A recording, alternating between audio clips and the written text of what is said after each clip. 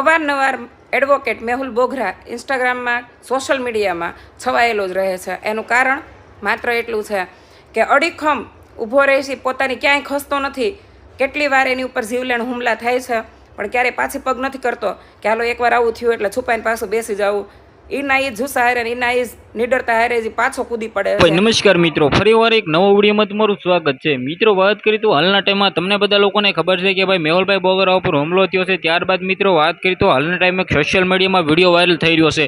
તમે મિત્રો આગળ જે ક્લિપ જોઈએ, આખો વિડીયો તમને આગળ હું બતાડવાનો છું. પણ સૌથી પહેલા મિત્રો આપણી ચેનલમાં તમે નવા છો તો લાઈક કરવાનું ભૂલતા નહીં અને સાથે સાથે સબસ્ક્રાઇબ પણ કરી દેજો. કારણ કે મિત્રો ગુજરાતના અને ભારતના જે પણ સૌથી પહેલા ઘટનાઓ ઘટતી હોય છે તેના સરળ ભાષામાં હું તમને બધા લોકોને ન્યૂઝ પકડતા હોઉં છું. તો મિત્રો તમારા બધા લોકોનો ટાઈમ બગાડો નથી, આપણે વિડીયો કરીશું ભાઈ ચાલો.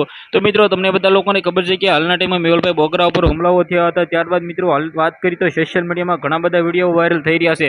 તેમાંથી જ મિત્રો વાત કરી તો હાલના ટાઈમમાં કૃષ્ણાબેન પટેલનો સોશિયલ મીડિયામાં વિડીયો વાયરલ થઈ રહ્યો છે. તે વિડીયો હું તમને આગળ બસ બતાડવાની તૈયારી કરી રહ્યો છું. તો મિત્રો આ વિડીયો વિશે શું કહેવું છે એ પણ સાથે સાથે કમેન્ટ કરવાનું ભૂલતા નહીં. અને મેહુલભાઈ વિશે તમે શું ઈચ્છો છો એ પણ મને કમેન્ટ કરવાનું ભૂલતા નહીં. તો મિત્રો ભાઈ તમે વિડીયો જુઓ જલ્દીથી, અને વિડીયોને બધા લોકો સાથે શેર કરો. જય માતાજી. અવારનવાર એડવોકેટ મેહુલ બોગરા ઇન્સ્ટાગ્રામમાં સોશિયલ મીડિયામાં છવાયેલો જ રહે છે. એનું કારણ માત્ર એટલું છે કે અડીખમ ઊભો રહે છે, પોતાની ક્યાંય ખસતો નથી. કેટલી વાર એની ઉપર જીવલેણ હુમલા થાય છે, પણ ક્યારેય પાછી પગ નથી કરતો કે હાલો એકવાર આવું થયું એટલે છુપાઈને પાછું બેસી જવું. એ ના એ જુસ્સા હારે, એ ના એ નિડરતા હારે પાછો કૂદી પડે છે.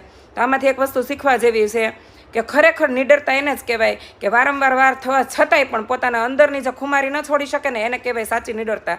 અને ખાસ કરીને અત્યારના સમયમાં, અત્યારે એટલો ખોખલો યુગ હાલે છે કે એમાં હગો ભાઈ હગા ભાઈની બાજુમાં ઊભા રહેવા તૈયાર નથી થતો.